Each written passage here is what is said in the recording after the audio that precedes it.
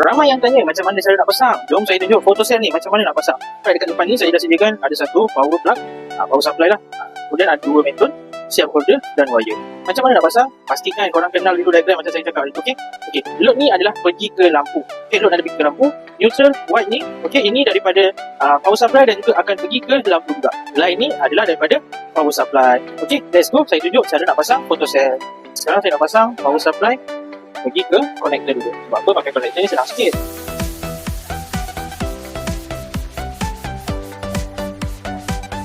Okey, voltmeter yang pergi ke lampu kita loopingkan. Kemudian kita gunakan connector. Kita ambil bahagian tengah.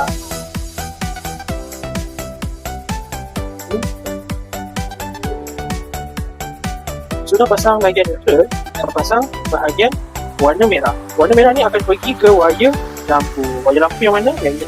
Yang ni wire lampu. Okey, wire lampu neutral saya dah pasang pergi ke neutral power photocell ni. Okey, neutral power photocell ni. Kemudian lagi satu ni kita akan pasang ke wire warna merah. Wire warna merah kita nak pasang dekat bahagian mana?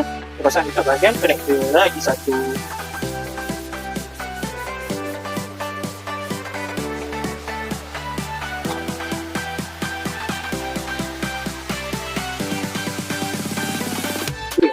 Settle pasang bahagian untuk masuk ke lampu, kita akan masukkan daripada power supply. Power supply kita pasang, pastikan off dulu ya, jangan pasang time on ya. Okey, wire hitam ni akan datang daripada power supply. Jadi macam ni. Ya, kalau ada wire yang keluar macam ni, boleh nampak wire yang keluar ini, better kita kemaskan dulu sebelum kita on switch. Okey, kejadian dia akan jadi seperti ini. Okey, ini wire plug, wire power lah, power supply, dua live dan neutral. Live akan pergi masuk ke wire hitam photocell. Okey, live akan masuk ke wire hitam photocell ni.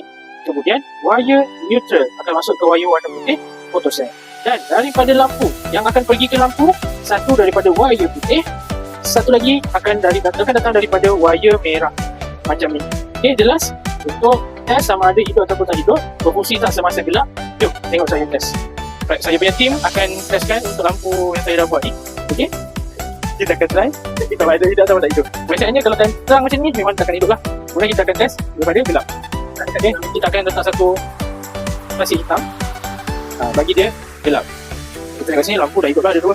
Inilah cara pendawaian. Untuk 6A kebiasaannya untuk 10 biji lampu 20 watt tak ada masalah, still boleh pakai. Okey, untuk wiring photocell ni sangat-sangat mudah. Boleh tengok diagram yang saya dah post dekat dalam video sebelum ni. Boleh follow dan boleh follow cara saya wiring untuk photocell. Right, jumpa korang lagi dekat next video. Jangan lupa follow, like, share video ni untuk video seterusnya. Assalamualaikum, jumpa lagi.